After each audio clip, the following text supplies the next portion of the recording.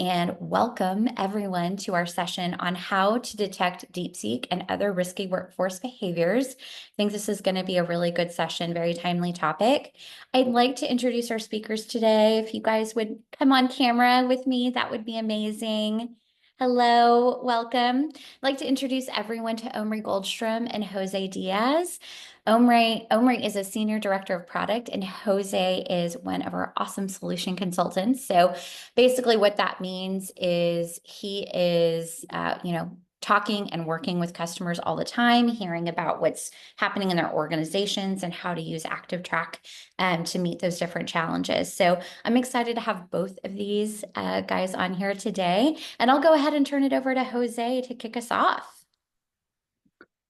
Yeah, thank you, Megan. So in terms of what we'll cover today, if we want to move into the agenda, we'll start with a brief overview of the proactive risk management that we're seeing in the news, right? Some of the headlines that we've been seeing come across our inboxes, I'm sure. From there, we'll touch on the new legal landscape, particularly around how it relates to DeepSeek and AI tools. From there, I'll hand it off to Omri to kind of show you how we support this type of initiative within the ActivTrak platform, and then we'll wrap it up with a Q&A session where we'll open it up to the group and allow you to engage. We'll be happy to answer any questions, not just around AI, but really the ActivTrak solution as a whole. All right. So before we dive into the specifics of data review and configuring alarms in ActivTrak, I think it's important to acknowledge the recent headlines that really underscore why proactive risk management is so critical today. You've likely seen stories about AI platforms like DeepSeek, for example, really raising major security and privacy concerns across many organizations. And it's not really just about AI tools alone, right? We're also hearing about employees using mouse jigglers to artificially inflate productivity metrics, sometimes leading to serious disciplinary measures, as you know, we've seen the case of Wells Fargo here, for example. There are also, alarming claims that AI tools may be transferring user data to, foreign entities, for example, raising those red flags for industries that handle any kind of sensitive information. Think of healthcare, insurance, financial services. These examples, I think, really highlight the diverse and rapidly evolving nature of workplace risk, ranging from data leaks, IP theft, to compliance violations stemming from seemingly harmless productivity hacks. So this session will really focus on how ActivTrak can help you stay ahead of these challenges by detecting the use of unauthorized tools, prioritizing risk events, and ensuring that you maintain holistic compliance strategies. So our goal here is really to empower you to protect your organization's data, reputation, and workforce, right? Particularly in this fast-changing digital landscape. So as we look at this timeline from around 2016 or 18 to present, you can see how quickly AI governance and data regulations as a whole has evolved and multiplied. Around 2018, enforcement of GDPR signaled a major shift in how organizations handle personal data. After that, California took a similar step by signing the CCPA, which set the stage for heightened, consumer privacy rights in the United States. By 2020, the U.S. recognized the need to formalize these concerns with an executive order on trustworthy AI, really offering guidelines to federal agencies to ensure that AI is used responsibly. As we fast forward into 2023, we see the U.S. blueprint for an AI Bill of Rights. So this is a document emphasizing fairness, privacy, and transparency in AI systems. And around that same time, we started to hear about DeepSeek and other AI-specific bans or regulatory actions, right? Underscoring the need for robust monitoring and compliance strategies. Looking ahead into 2025, we really anticipate more U.S. states and regions introducing or enforcing their own AI regulations, while the European AI Act, which is really the most comprehensive legislation of its kind, begins its enforcement. So this rapid evolution really highlights a crucial fact. AI tools like DeepSeek are powerful, but organizations need to now reconcile innovation with a growing network of regional and global regulations. So let's explore how ActivTrak can help monitor, detect, and document AI usage, really ensuring compliance and mitigating emerging risks associated with these new technologies. Omri, I will pass it over to you. Yeah, thanks for that great introduction, Jose. We're going to take a look at how ActivTrak can slate in to your policy enforcement, both at the application level, entire categories of applications, how to understand trends and adoption. Not everything is an an exclusively banned technology. Maybe they're using an American AI tool, ChatGPT, for instance, or Google Gemini, that is, maybe you've even licensed it in your organization, but you just want to understand, what is the adoption? Are people using it in lieu of doing, certain tasks that your customers expect are done by a human, for instance? So it's not all black and white. We want to give you tools first to monitor, to be able to audit this activity, to see who the biggest adopters are, and then in cases to be able to proactively alert yourself when there's specific engagement, especially with certain tools. And then finally, at the end, I'll broaden it to how you can use ActivTrak's tools for a variety of different compliance enforcement use cases. So I'm actually going to pause. You guys will have these slides shared with you after the fact. I'm actually going to jump into the application to give you a little demo. The first place we're naturally going to stop at is in our live reports section that is available to all plans. So we're going to start with a use case that everybody can access. We have the top websites report. Most of these AI tools, for instance, are going to be websites. You can see, by a variety of different ways, you can slice and dice this, productive versus unproductive tools. And of course, look at particular time ranges and teams. What I'm going to focus on is ChatGPT. We are not using DeepSeek internally, so I'm going to use a different example of an AI tool. And what happens is when I kind of pick ChatGPT from the list, we have a lot more of a deep dive here. You don't have to sift through raw activities. We kind of summarize them, group them together to give you tools to double click, so to speak. So I can see the kinds of ChatGPT conversations that were going on. Some of them are to improve kind of my, this is our sales instance. These are our AEs. They're looking about how to write emails. That's a use case that we support. Hey, help me write a better email, or kind of check that for me. Help me with this conversation summary. That's a really great use case. You take a conversation, for instance, from a transcript, you stick it into ChatGPT and help summarize it into a few bullet points and action items. We want to encourage that kind of behavior. So again, this allows us to go a little bit deeper into how people are using it. And of course, I want to know who's using it. So I might click on this user subtab and understand, okay, Haley is my kind of top user here. Out of these 4 hours in the last 30 days, almost half of that was done by Haley. I may want to just follow up with Haley and understand if she's getting benefit from it. I may check, her customer satisfaction scores. I may check some of her productivity outcomes to see if this is helping, et cetera. Maybe this is something that we want to expand, or in a compliance use case, maybe she's the direct target that I want to begin a coaching conversation to minimize that behavior or to understand it better. So that's a kind of a basic report and drill down available to all accounts and all subscription plans. A more advanced version of this can be found for our upper plans, our professional plan and premium plan, that is under the Insights tab under technology usage. So here I'm looking at the same 30-day time frame. I'm looking at my sales team. I can see a variety, of applications here. And now I'm actually going to sift, instead of by a specific website, I'm going to look at an entire category. Here are all my categories that we've classified. Most of these are auto-classified automatically for me. I can modify these to add additional tools like DeepSeek as they come online. Let's see what's already in the AI tools and assistance category. And of course, as you engage with this content and you have some questions, please feel free to drop those into the Q&A, and we'll address them as they come up. So I can see that in my organization, right, even though I have access to, there's a lot of tools that could potentially be categorized as AI tools and assistants. In my organization, these are the primary ones being used. So I've got Claude, actually, which is more of a kind of business utility AI tool versus ChatGPT, and some other ones. I kind of wanted to go a little bit deeper. So I'm going to click on Top Changes subtab. And I want to see, has adoption changed, right? It may not be a big issue that a few people use, say, ChatGPT if it's on its way out, or if I created a new policy and I said, hey, we actually want to restrict that usage. This report allows you to, for instance, do a month-over-month comparison and see if that new policy of, say, reducing adoption of these tools is working. So I can come, scroll down here. And in fact, I see ChatGPT usage dropped as we have internally standardized around Claude for certain use cases. So that's the kind of change that I'd like to see. That's an intentional change management process that I can monitor the adoption of. And then, of course, I want to go a little bit deeper. I'm going to go to the adoption tab. And now I can really choose any of these sites that I've labeled as part of this category, or I can look at individual users, right?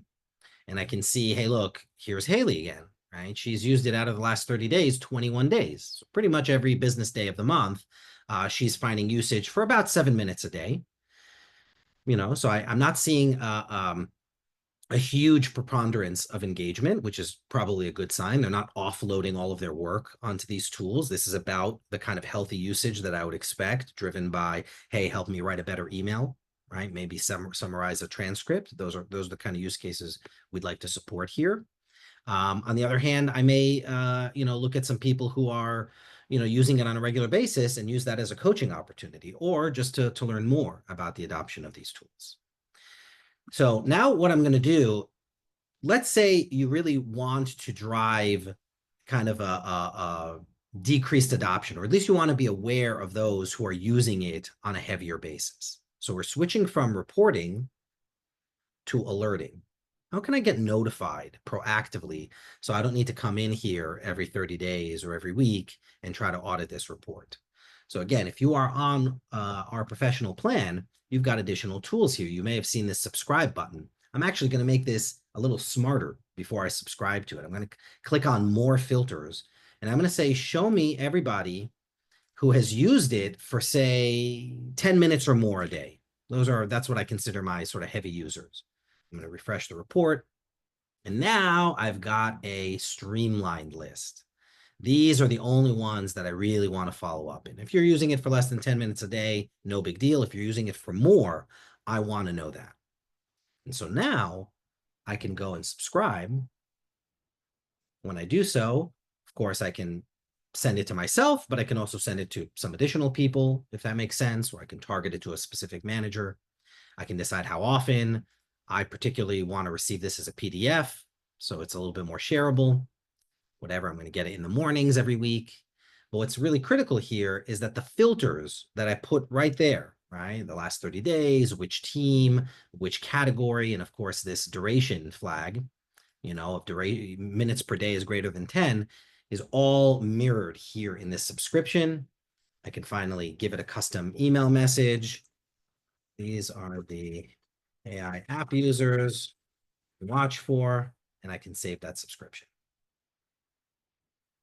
And then it will every week send me a report on those. Now, if there's nobody, right? If my change management plan has worked and people have, slowed down adoption, that's great. Then it won't send me. But if there are, it'll only focus on those users. So I don't have to necessarily take a look at this report every week if it has no interesting, what we call exceptions, right? People who are beyond a certain threshold or outside of policy. We call this exception reporting, and you can subscribe to those. Before you jump into the alarms, Omri did want to just kind of stress the value, particularly with the top changes and adoption pieces within the tech usage report. This is something that we actually use internally. So as you think about developing those internal policies and then pushing out those directives, this is something that we've used here as an example. We did a little bit of analysis and realized that Claude was a much better served business utility, as Omri put it, for what we're looking to achieve, particularly within our sales teams. So as we push that directive to migrate from GPT to Claude, this report really helped us track that migration towards the right tool and be able to validate that, ultimately individuals are moving to the right solution and utilizing what we're pushing. Yeah, we use this report extensively, right? If you're trying to understand, you have an expensive piece of software, an Adobe license, right, that costs hundreds of dollars per user. Adobe is going to report how many people logged in. But if they're using it for 5 minutes a day for just one small purpose, maybe you can repurpose that one thing and have them do it without a license. Maybe one license holder can just share a report that everybody was accessing, for instance, and you can turn down and recoup the cost of those additional licenses. Well, you need a tool like ActivTrak to tell you how much they're engaging with it, because every other piece of business software is trying to make itself look essential. But only ActivTrak can tell you, are they actually using it in a significant way within the course of work? And so then you can not only recoup licenses, you could do it extremely strategically so that nobody feels like anything was missed, because they are by definition the low adopters. We do the same thing for migrations, right? We have customers who were on, say, Google Workspace and moved to Microsoft 365 or vice versa. That's a difficult transition. Any technology transition is challenging. So you want to see who is still a holdout, who is kind of stuck using that one spreadsheet that they can't get off of. And so this kind of exception reporting can show you, hey, week over week, we have fewer and fewer people adopting the old technology. Here are the ones who are holdouts. And you could do a very concerted follow-up with them to see, hey, how can we solve the problem of what's causing you to continue to be anchored in the old solution? So it helps you have kind of a very fine scalpel in doing not only kind of technology rationalization, just the cost of recouping these licenses.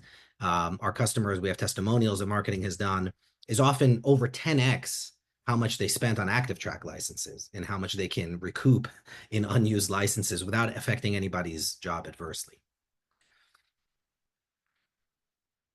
By the way, this kind of exception reporting, where you can subscribe with specific filters, is available on all of these insights reports.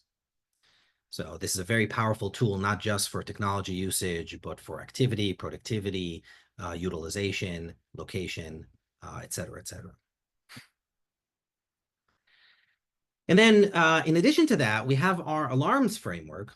Now, alarms are meant to alert you on for really kind of for security and compliance issues very, very promptly, right? So they're being assessed by the agent on the device as they occur, and immediately transmit kind of, I'll show you how you can set those up to notify you externally.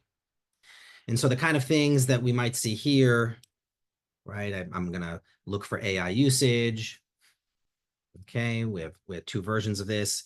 Here's the one that we are going to configure. If I scroll to the right here, I can go edit it, and that's going to show me what's in here, right? So in this case, we have only a particular group, but you could set this to all groups, right? This way, you can focus your alarm strategy. You can maybe roll it out, tactically as kind of a test base for certain users, and then expand it. And then by default, so these alarms, we're going to show you a set of alarms that are already pre-configured in your account. They're available out of the box. This is one of them. And so all you need to do is, if you are concerned about a particular technology, for example, DeepSeek is a brand new one, I'm going to add a condition and say that the URL contains DeepSeek. So that's the new one, right? They're also using this update, right? Alert me, right? I want to know anytime somebody is using AI. In this case, it's something that I want a very quick turnaround, right? I want us to be alerted immediately, which user, on what device, in order to have potentially an intervention there. Now, you can set all kinds of conditions. You can filter on the specific users. You can say how long. Hey, only if they've done it for more than a minute. Maybe they were just browsing and accidentally stumbled there, et cetera, et cetera.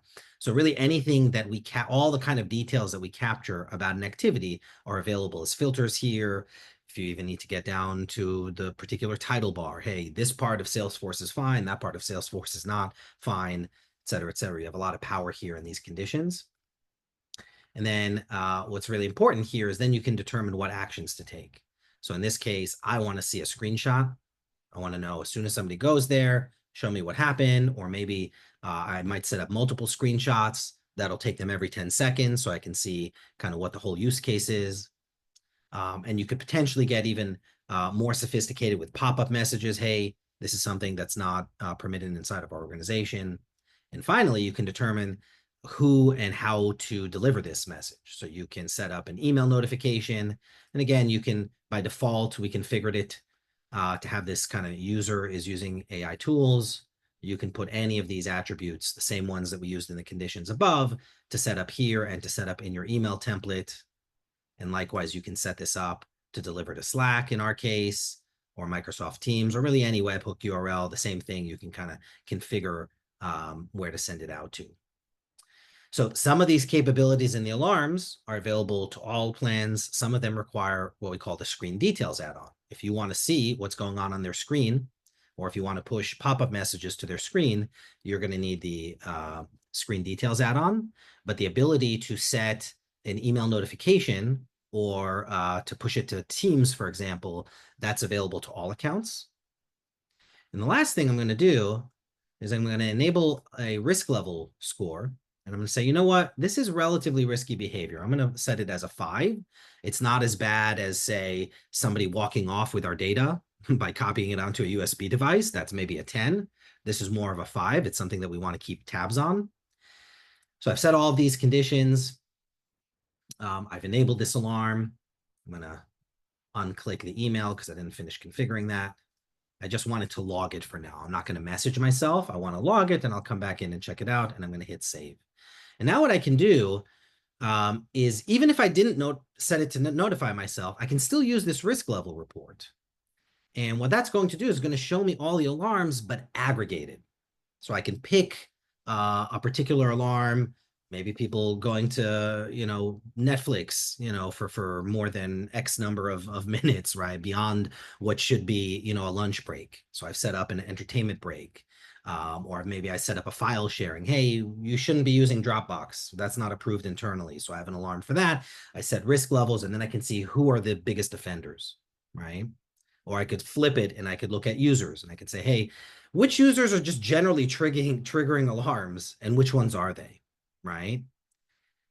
Now, what's really key is that, I can see how many total alarms that represented and how much total risk that represented to the organization. Here's 3 different ones. Is that I'm going to scroll down here, is that we offer a variety of these alarms out of the box. And so many of you have been to some of our recent webinars where we talked about potential false activity or mouse jiggler alarms. There's 3 different ways that we detect that. And we give you tools to aggregate to see if this is really happening, to be able to investigate it deeper. But that's an important trend, right? Whether people are using hardware jigglers or software jigglers, we have tools to help you detect and address those.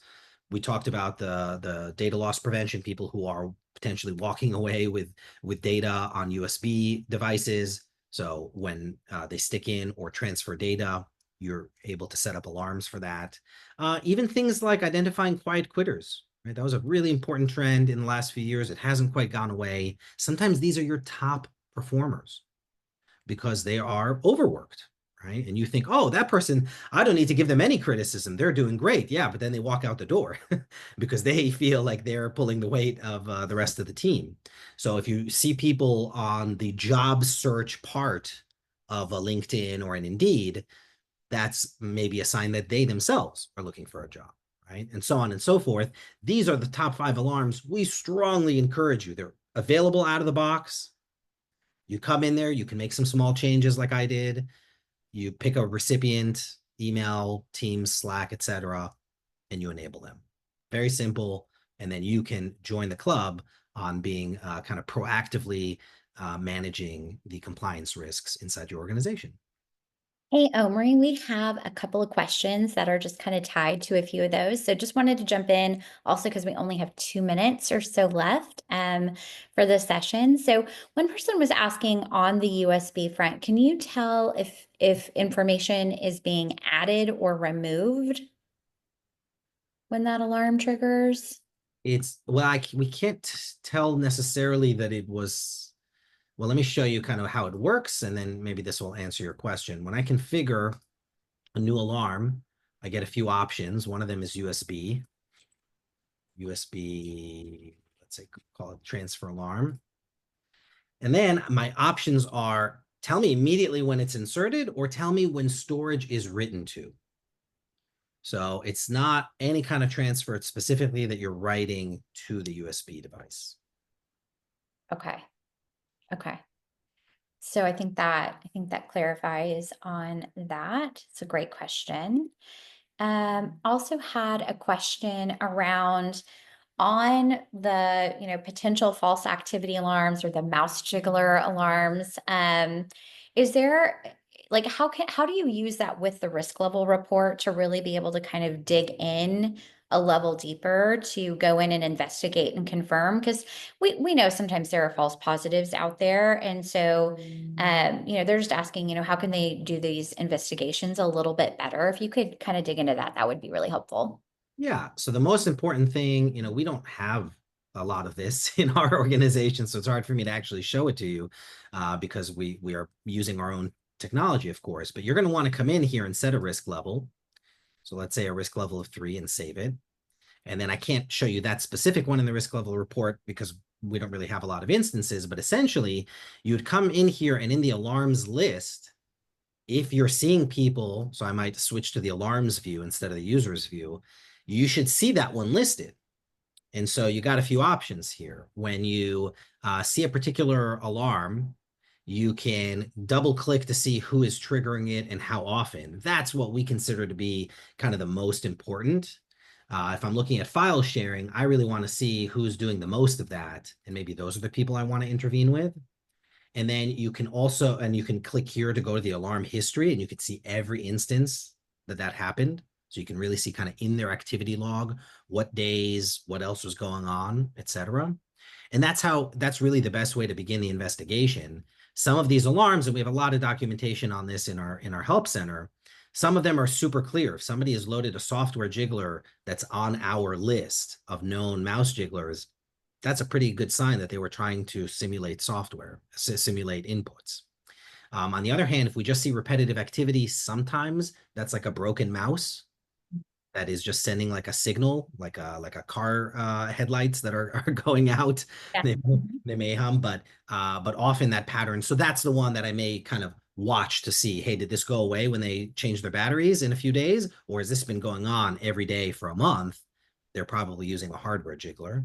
And lastly, we actually suppress. If we detect those patterns, we stop tracking that activity. So we don't give them credit for false activity. But if you do see high duration events, and you see a bunch of them, what are they doing? Are they in a meeting? And that's why they're sitting there for a really long time in a single event? Because the average person switches activities every 7 minutes max, right? So what are they doing 45 minutes, 60 minutes in a single activity? That could be another sign of time theft. So we have 3 different approaches that's very unique to ActivTrak. And then, of course, a lot of tools to double click. Yeah. Okay. All right, well, that makes sense. Well, we are right at time here, maybe a couple minutes over. I did want to just mention for folks, if you wanted to have any sort of follow-up, if we could just go ahead and pop that last poll up, just in case anybody would like, a more personalized demo of these things, or to have a one-on-one with our teams to be able to see these things and get that demo. That would be let us know that, and someone will reach out to give you a demo of what you're looking for, whether it's more on what we covered today, or on something else. Like maybe you have another challenge and you're trying to see if ActivTrak can help you. And then the other thing, if you are a customer first, thank you so much. We really appreciate you being a customer. And if you'd like your account team to follow up with you about something, please let us know that, and we will make sure that they reach out to you and follow up. And with that, we'll just go ahead and let y'all kind of get your final responses in there. But otherwise, just a reminder, we will send out a follow-up email to the email address that you registered with. So we will send out the slides that we covered today, the other ones that we also did not cover that are just sort of for reference, if you need to go back and look and see where any of these alarms are, so that you can go and set them up if you weren't doing it as Omri was going through it. You can do that. We will also send you the recording. So if you want to play that back and set them up, while Omri's going through it in the recording. You can do that as well. We will also share some of these resources that we do have from the support center that Omri mentioned. We've got a great alarms guide, very thorough, very detailed, talks about all of these out-of-the-box alarms that we covered today. We'll also share one from the risk level report so that you can dig into that and understand a little bit more there. So stay tuned for that. We will make sure that you are covered on that front. And we really look forward to seeing you at our next session, which will be in just a few weeks. We're going to cover what's new in ActivTrak. So that'll be an exciting one to be able to come to. And we really appreciate you joining us.